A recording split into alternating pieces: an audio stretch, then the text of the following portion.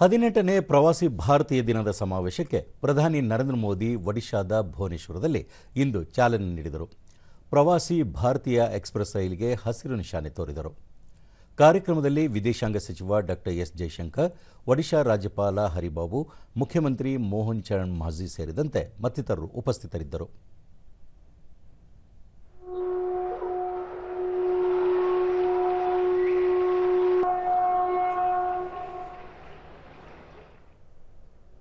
अपनी सेवा हार्दिक अभिनंदन है.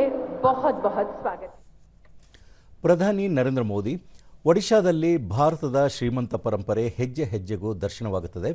ವಿಶ್ವದಲ್ಲಿ ಅಶಾಂತಿಯ ವಾತಾವರಣವಿದ್ದಾಗ ಇಲ್ಲಿನ ಅಶೋಕ ಶಾಂತಿಯ ಮಾರ್ಗದಲ್ಲಿ ಸಾಗಿದ್ದ.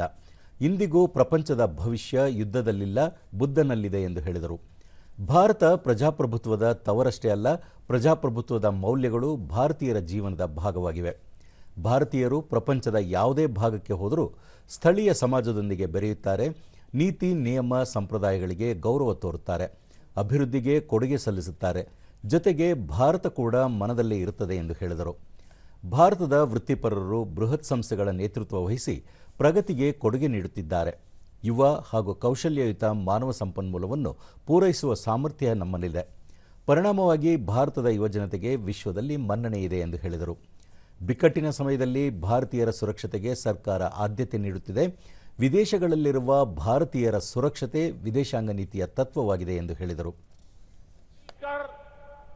विकसित भारत बनाएंगे. साल 2025 आप सभी के लिए मंगलमय हो, हेल्थ हो या वेल्थ, आप समृद्ध रहें, इसी कामना के साथ आप सभी का फिर से भारत में स्वागत है.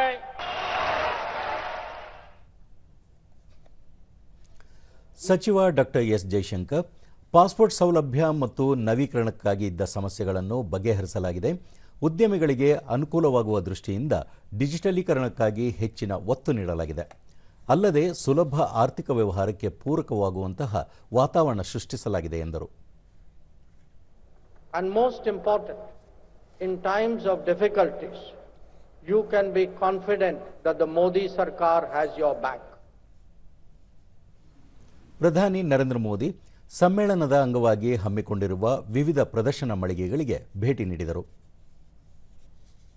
तो प्रधानमंत्री नरेंद्र मोदी ने अब से संबोधन किया. उसके बाद प्रदर्शनी का प्रधानमंत्री नरेंद्र मोदी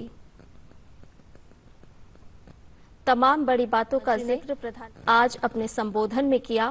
किस तरह से वसुधैव कुटुंबकम की तरह से लेकर पूरे ग्लोबल साउथ की आवाज प्रधानमंत्री ने तमाम बड़ी बातों का जिक्र किया. और प्रदर्शनी नरेंद्र मोदी विकसित भारत की तस्वीर